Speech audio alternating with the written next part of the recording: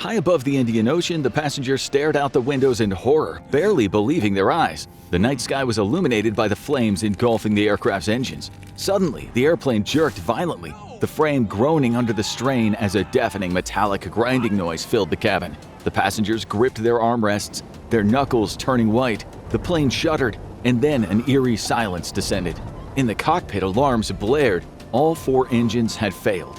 Today's episode of the Infographics Show is a story of terror and survival on board British Airways Flight 9, the most terrifying flight in history.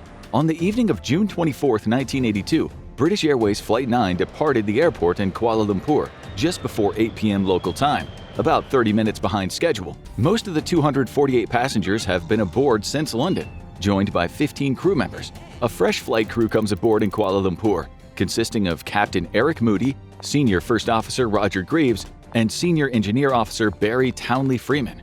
It's a quiet, still night, and the weather radar predicts an uneventful 5-hour flight to Perth. About an hour and a half into the journey, the jet is cruising at around 37,000 feet over Jakarta when Captain Moody asks First Officer Greaves to take command while he takes a bathroom break. Finding the crew bathroom occupied, Captain Moody heads downstairs to use the passenger restroom. Afterward, he stops to chat with the cabin crew. In the main cabin, Chief Steward Graham Skinner notices a heavy amount of smoke in the air. In 1982, smoking was still permitted on flights, but Skinner is concerned that a passenger might have left a cigarette smoldering. Wanting to avoid a small fire, Skinner and the other cabin crew members discreetly but urgently try to locate the source of the smoke. Around 8:40 p.m. local time, First Officer Greaves and Engineer Townley Freeman observe tiny pinpricks of light strobing the windshield. The flickers rapidly intensify, becoming a full-on light show. A sense of unease starts to pass through the men. They've never seen anything like it. They speculate that it might be St. Elmo's fire, a weather phenomenon that occurs when planes move through an electrical field, such as charged thunderclouds. However, there are no thunderclouds tonight. The weather radar is clear. They switch on the landing lights and they're startled to see a layer of cloud surrounding the jet. However, it is completely invisible on their weather radar. Growing concerned, they summon Captain Moody back to the flight deck. As Captain Moody makes his way back, he notices puffs of acrid smoke billowing from the cabin vents. Meanwhile, the cabin crew continues their search for the source of the smoke. Most of the passengers are napping, but those awake feel a slight jolt of turbulence. A few glance out their windows to be met with a shimmering bright white light covering the wings. Back on the flight deck, the crew continues to watch this eerie light. The 747 glows with a blue-violet hue along its wings, engines, and tail. As a precaution, the crew switches on the engine anti-ice system and illuminates the passenger seatbelt signs. The inside of the aircraft continues to grow smokier and hotter. Many passengers have woken up by now and are starting to worry. The harsh smoke stings their eyes, fills lungs, and makes people cough. As the cabin crew tries to reassure passengers, massive flames erupt from the back of the engines. At 8:42 p.m. Jakarta time, the plane's number 4 right outer engine surges and flames out. The flight crew immediately performs an engine shutdown drill, quickly cutting off the fuel supply and arming fire extinguishers. Seconds later, the number 2 left inner engine also revs and flames out. The jet shakes violently. The noise inside the cabin is deafening as the passengers stare out the window. One by one, the remaining engines stop. The 747 is effectively a glider, and it's about to fall from the sky. At 8:44 p.m., Greaves issues a mayday to the local air traffic control authority, stating that all 4 engines have failed. However, Jakarta Area Control misunderstands the message and thinks that only the number 4 engine has failed. A nearby Garuda Indonesia flight relays the mayday call, allowing air traffic control to correctly understand the urgent message. Despite the crew squawking an emergency code of 7700, air traffic control cannot locate British Flight 9 on their radar screens. With the engines dead, a 747-200 can glide forward 15 kilometers for every kilometer it drops. The flight crew quickly determines the aircraft can glide for 23 minutes and cover 91 nautical miles from its flight level of 37,000 feet. They have less than half an hour before the jet crashes, but things are about to get a lot worse. The jagged peaks of the Indonesian mountains on the south coast of Java require a flight altitude of at least 11,500 feet to cross safely.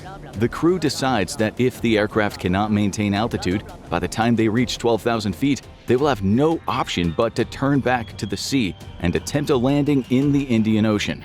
To restart the engines, the jet must be traveling at 250 to 270 knots. However, the airspeed indicators aren't working properly, and the flight crew has trouble determining their speed.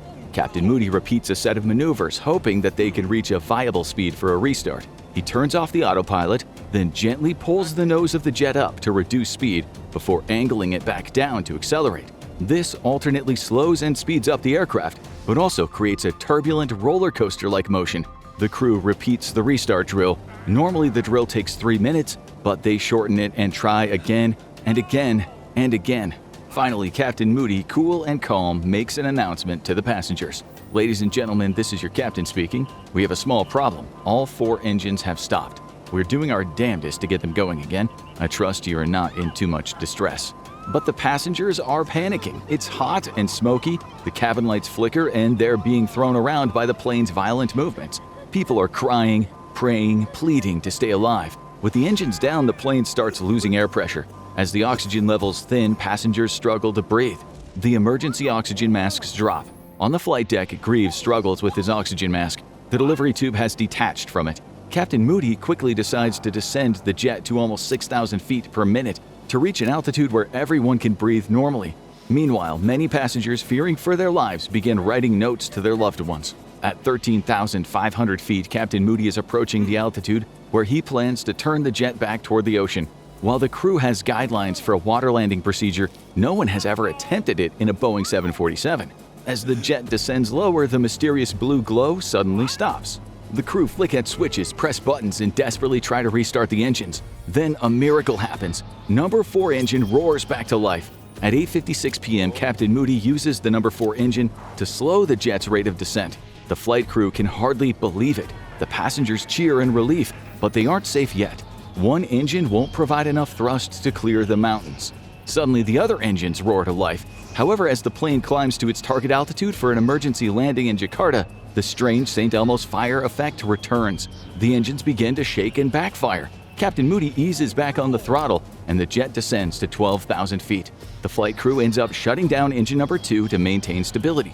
As they approach the airfield in Jakarta, a new problem arises. Although visibility is reported good, the jet's windscreen appears foggy.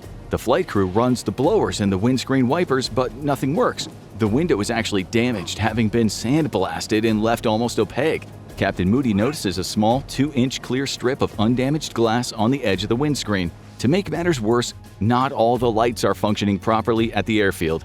While the center line is lit, the glide slope is not. The flight crew uses the instrument landing system and distance measuring equipment to manually plot the landing. The plane successfully touches down at Halim Perdana Kusuma Airport in Jakarta.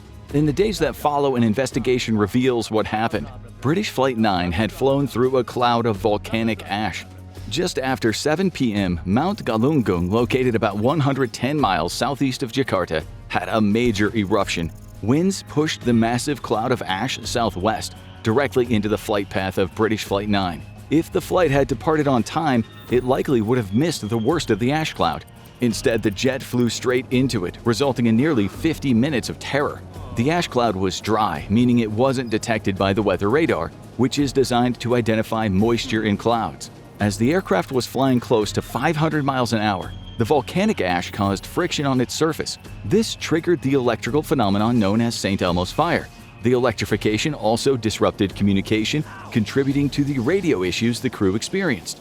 Some of the ash was sucked into the cabin, where it was mistakenly thought to be from a lit cigarette. Most critically, the ash choked all 4 engines, causing them to flame out. As the ash entered the engines, some of it melted in the combustion chambers. As it worked deeper into the engine cores, it cooled slightly, thickened, and clogged the internal systems, disrupting the balance between fuel and oxygen necessary to generate thrust. Because the fuel wasn't burning cleanly, the engines backfired, producing the long tongues of flame that passengers saw streaming from the engines.